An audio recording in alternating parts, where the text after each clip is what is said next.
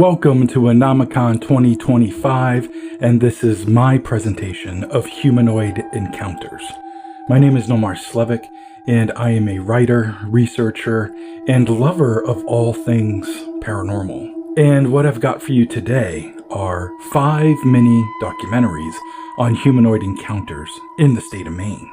This first one is about a dog and something it saw.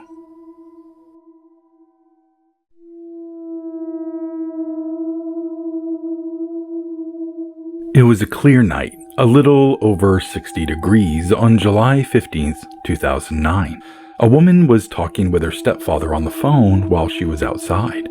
With a waning crescent moon overhead, the yard was darkened. The only light was cast by the kitchen window, creating a faded square patch on the lawn. Chance, their German shepherd, had followed her out. After a moment, something in the darkness caught the dog's attention. A low growl rumbled in the dog's throat. The woman glanced down at her companion, then out at whatever had drawn Chance's focus. In an instant, fear gripped her. She later recalled, quote, "Staring straight back at me was an alien. He was kneeling beside a tree. I looked it up and down," end quote. Chance kept growling, and the voice on the phone faded into the background as she stood frozen in her backyard, locked onto the squatting figure before her. She described it as having, quote, "big black eyes you always hear about. No nose, just holes where it should be. No lips, and just holes where the ears should be. On each hand, a thumb and 3 long fingers. I couldn't see his feet, but he was skinny. So skinny I could see his bones through his skin like he was malnourished," end quote. The being remained crouched, its focus locked onto her. She remembered thinking, "Why are you staring at me? And why aren't you bothered by the dog growling at you?" Quote, "It was a moment that seemed like forever," end quote. The dog's growl deepened while the alien kept its gaze on the woman. Quote, "Chance was growling in a way I had never heard before, a growl that would send shivers down anyone's spine. Finally, she got louder and started to bark," end quote. The being's attention shifted to the dog. It rose slowly, and the woman was scared. She hadn't realized just how tall it was. Quote, "I was in shock. It was 6 feet at least, maybe 7. A second later, the dog took chase, and the being ran off." Quote, "Chance barked. I screamed for her to stop. I'm not sure if I was screaming because I was scared she would catch it, or if I was scared she would get hurt," end quote. But then something unbelievable happened. Quote, "As it ran, it started to literally disappear, starting at its head. As I watched it disappear, I was shocked to only be able to see legs running without a visible body. Once it completely disappeared, Chance stopped running but kept barking," end quote.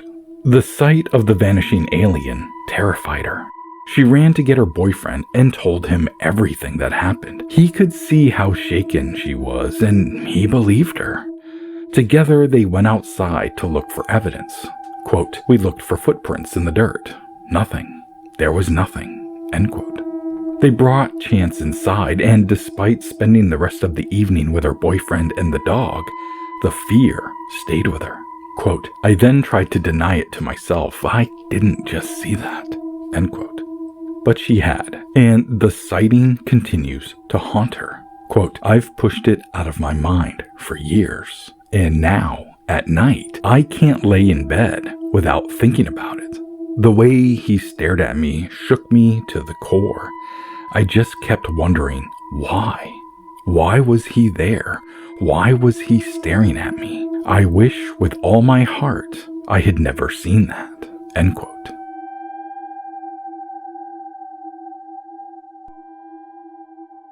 Whew, I love that story. I really do. The phenomenon in this next one is very creepy to me.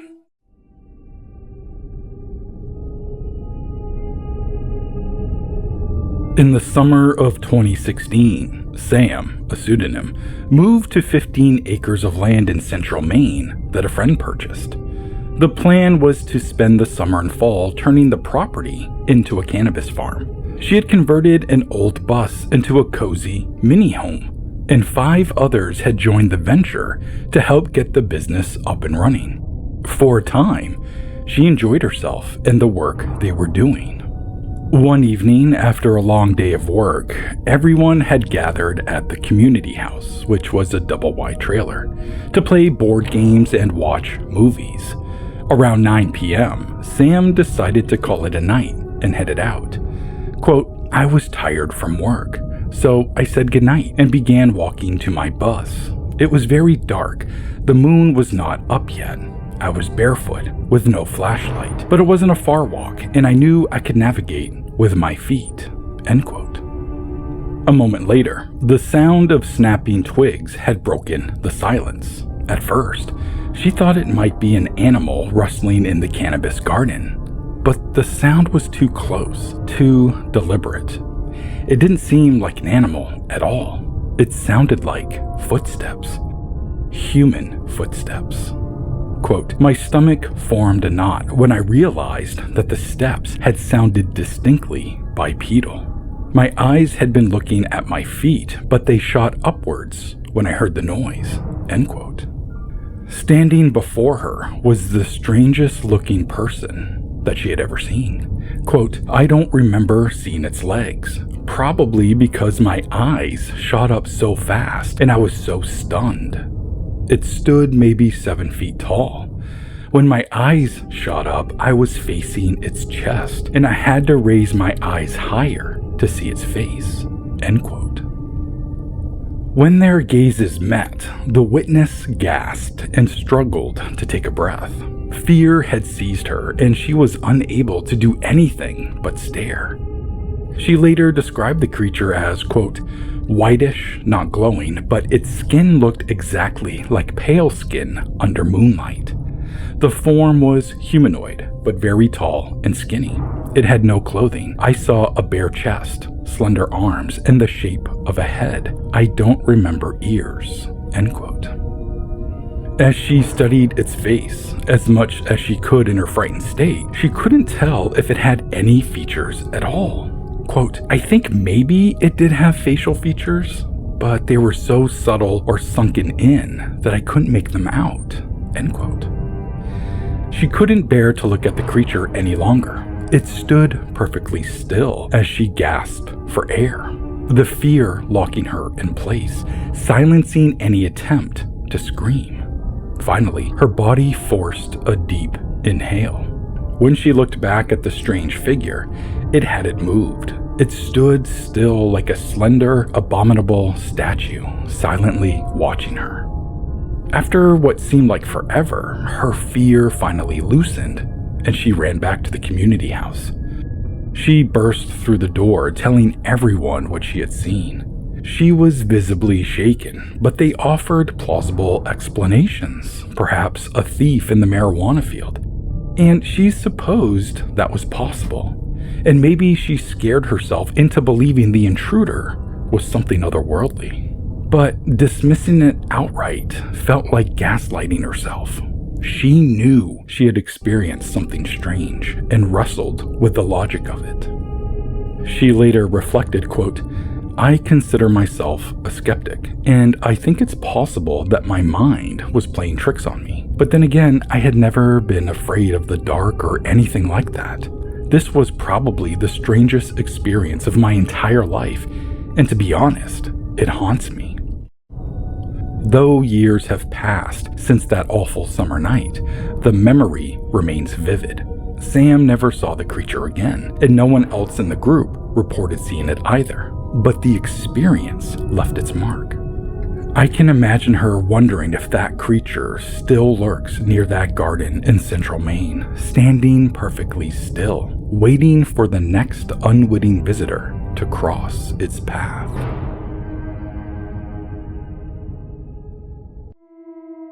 That was creepy. let's move on to another peculiar phenomenon that we actually don't have very many modern encounters of.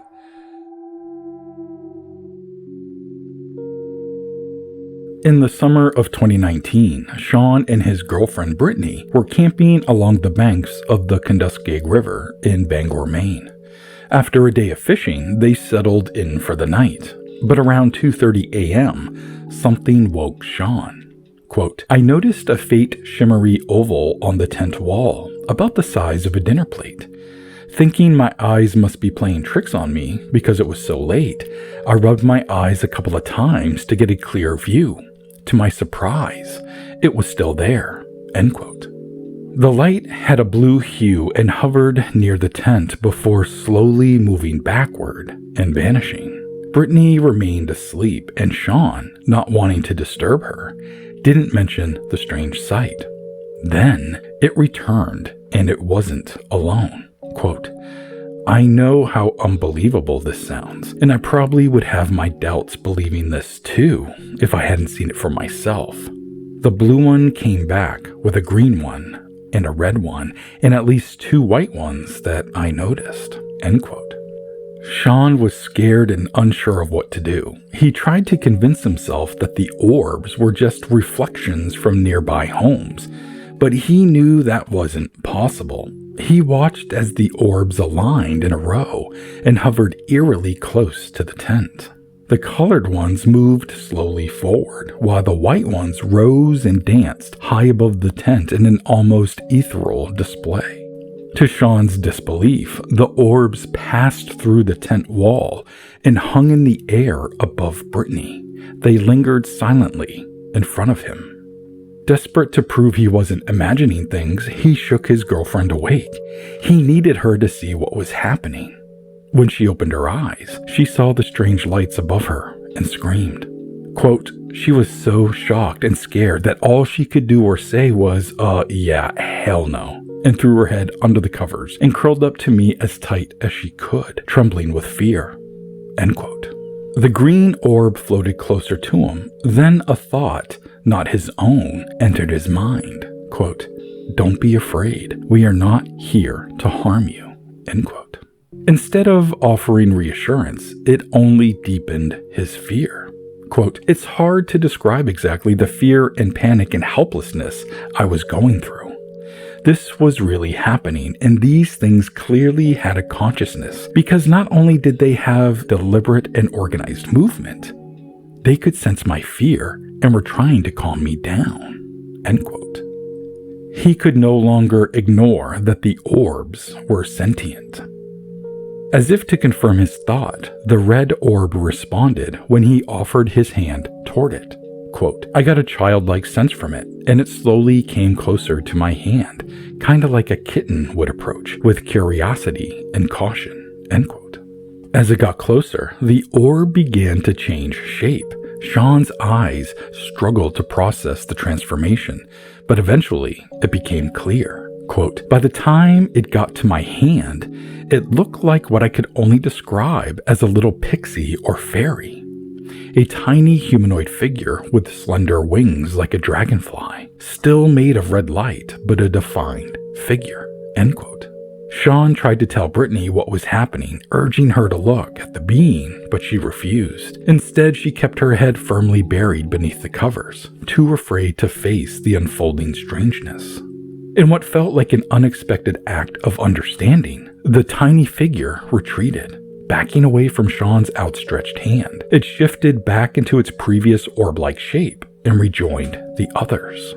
Together, they moved out of the tent, hovered briefly alongside the white orbs, and then disappeared completely. Despite the fear he felt at the time, Sean now reflects on the encounter with deep appreciation.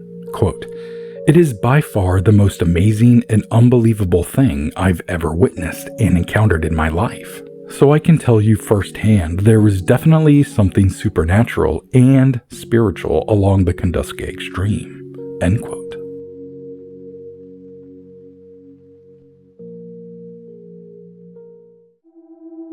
That actually turned out to be a really nice and lovely encounter. But things take a turn on this next story.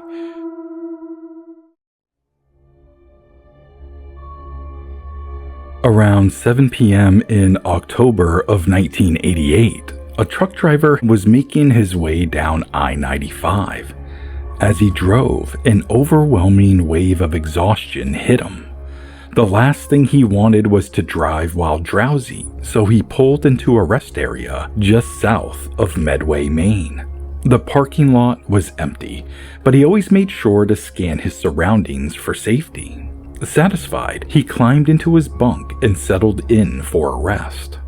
During the night, something woke him. He was aware of being conscious, yet he was enveloped in absolute darkness. There was no sound or movement, just an unsettling stillness. Then, he could feel himself begin to ascend, lifted by an unseen force. He was positioned horizontally, and he could sense himself rising through the black void.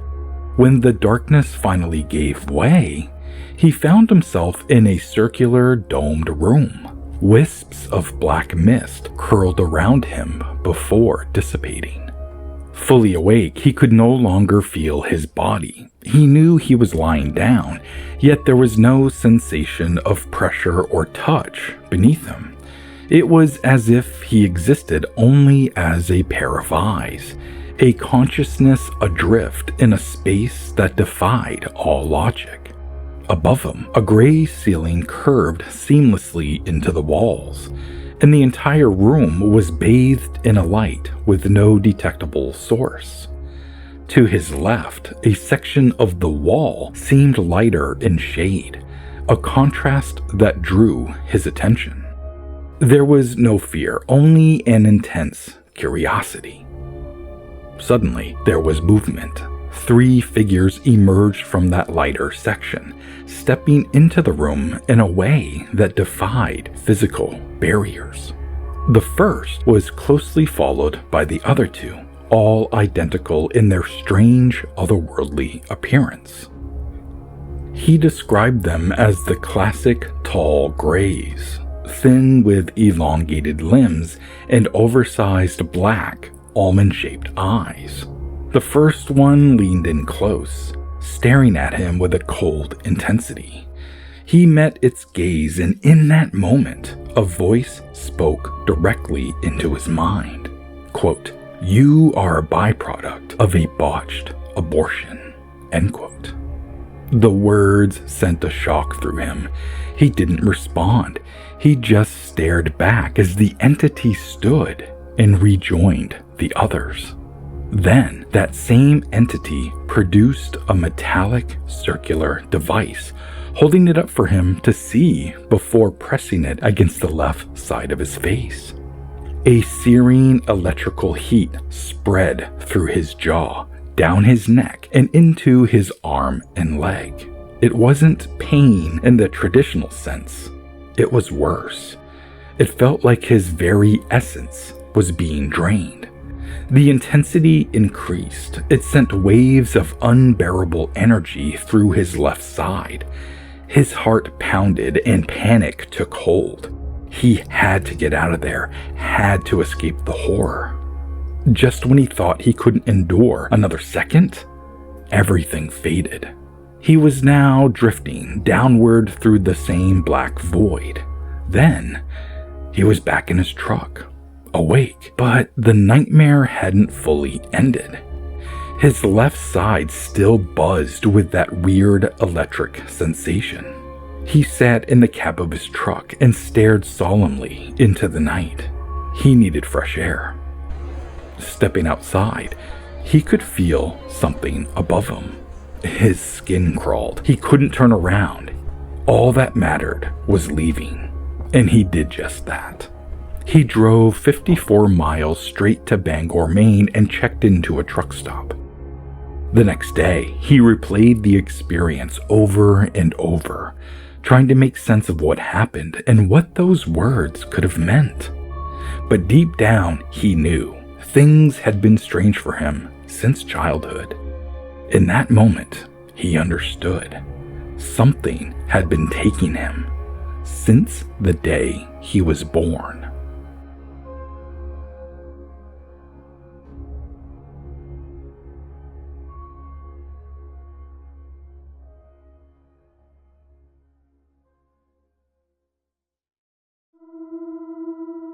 This is the last one, and we're going aquatic for it. This is the Frog People of Maine.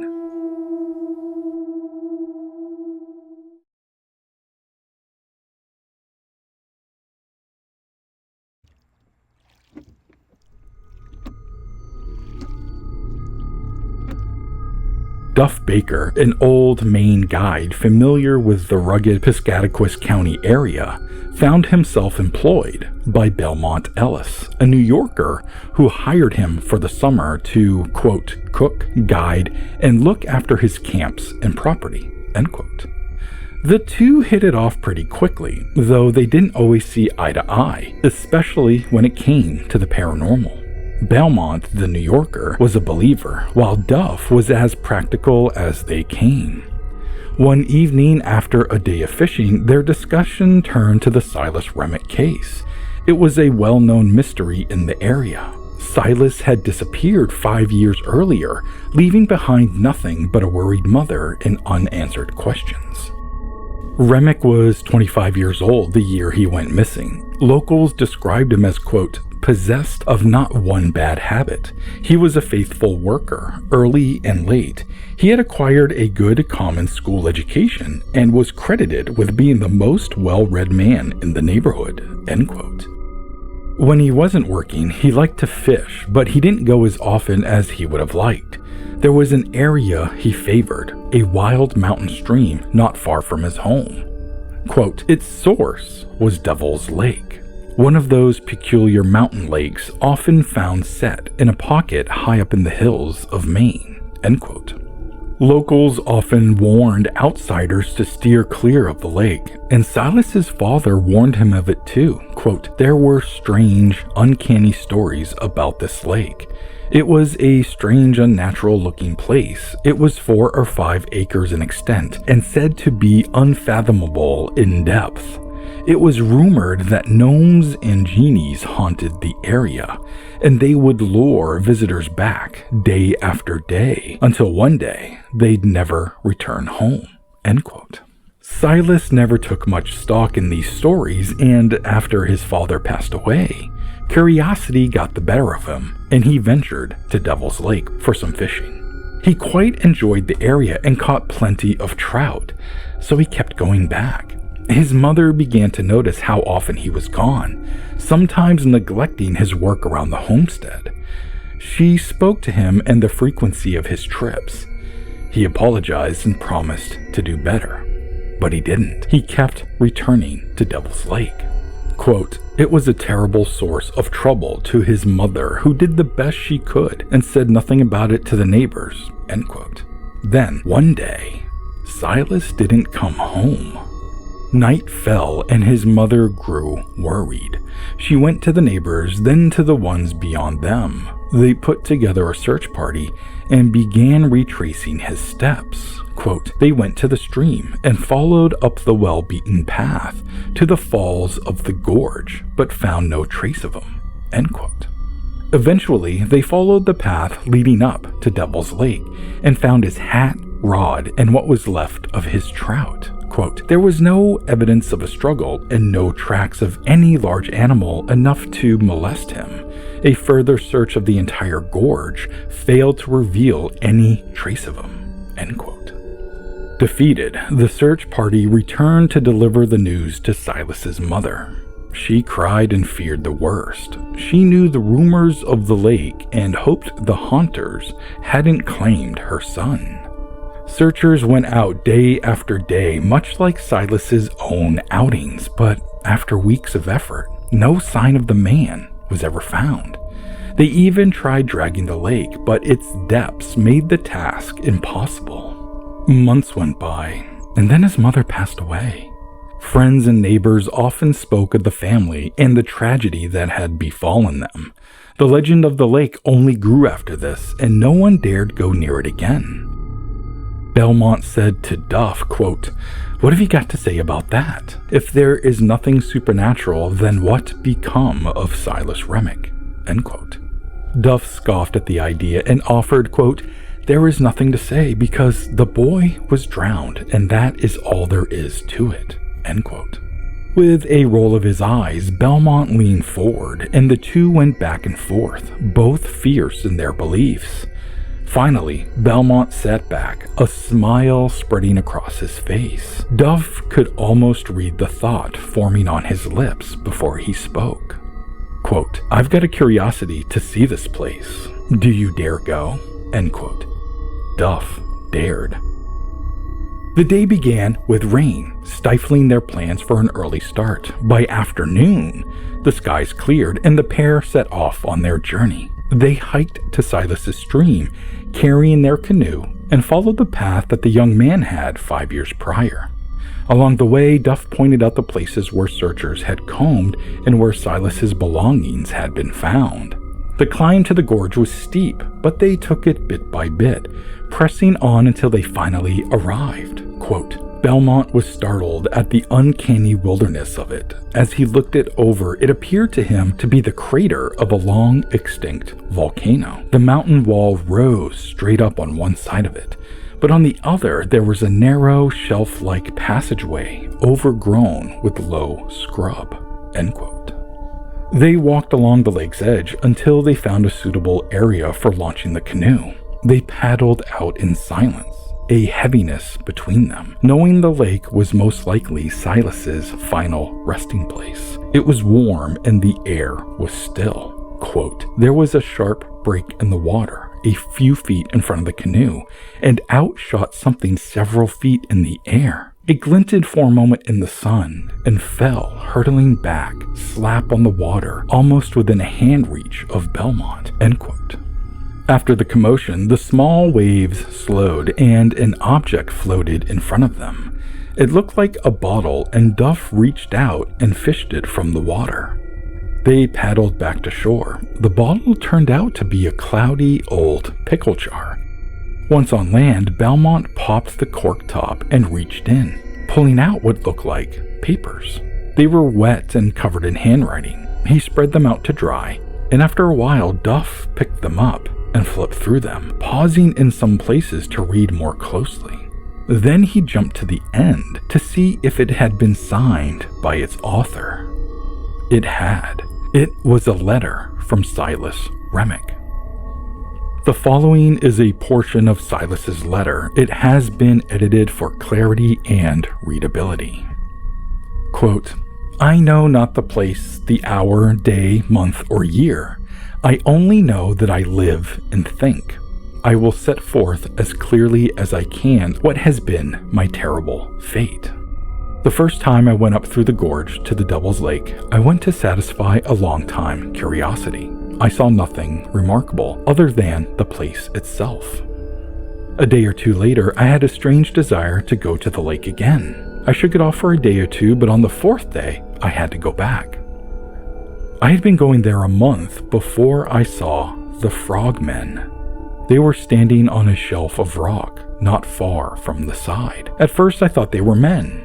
And when I got a clear view, I saw that they were some strange creatures, all body and head with arms and legs. There were two of them, and they stood as tall as a good-sized man. They were naked and looked like giant frogs that walked erect. They seemed to beckon me, and I was terribly frightened. I never meant to go near the place again, or to even fish the brook, but that is where I did not know the terrible power of that awful place. I saw the frogmen often, but always on the far side. I soon got not to mind them. One day, I had been to the lake. I got halfway along the gorge when I was almost paralyzed to see two of the great frogmen rise up in the path before me. There was no way of escape, and then they were upon me in an instant. I tried to fight them, but they pinned my arms, one on each side, and rushed me over to the bank of the outlet. They had great strength. Instantly, we were under the water, and that is all I remember. The next thing I knew, I seemed to wake up in a strange place. I breathed in a peculiar, gasping manner. There was a dense feeling of pressure all around me. It was dim at first, then it got clearer. I realized then I was in the water, probably at great depth. My clothes were still on me. I felt no pain nor hunger. I never have since I have been here. I have been taken by the frogmen. When we go from place to place, there is a change in the light overhead. I believe it is the light of the world above. And it is this that led me to try and send up a message, so the world may know of my awful fate. I had in the pocket of my coat a pickle jar. I emptied it, rinsed it out, and corked it tight. I had an old diary and the stub of a lead pencil. I found I could write quite well in the water with the pencil, and in that way I had written this message. When I am in what I think is open water, I shall release it, and it will rise to the surface of the lake and be picked up by someone, and then the world will know. I do not ever expect to come back to the world again. If it were not for my mother, I would not so much care, but I know how she has suffered. Perhaps someday they will let me come back. If my mother is still alive, tell her this, and that I hope she will forgive me. Keep far away from the Devil's Lake. I wish I had. Goodbye to the world. God help me." End quote.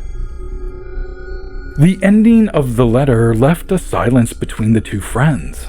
They sat in thought until Belmont finally broke it. Quote, "What have you got to say now? Anything supernatural about this?" End quote. Duff considered the question. Quote, "It is just about as I told you at the camp. Silas had gone clean crazy over the thing as many another good man has on much less provocation. And when nothing molested him, he imagined up the whole thing. The message. He probably wrote it sitting right where we are this minute." End quote. Belmont was flabbergasted, and the two argued over the merits of Silas's story. Eventually, they got back in the canoe and returned to camp. The next day, Belmont packed up the property and moved to another one of his sites, 25 miles away. It didn't matter to him if Duff wasn't going to heed the warnings about the frogmen of Devil's Lake. Belmont did, and he never returned to the area.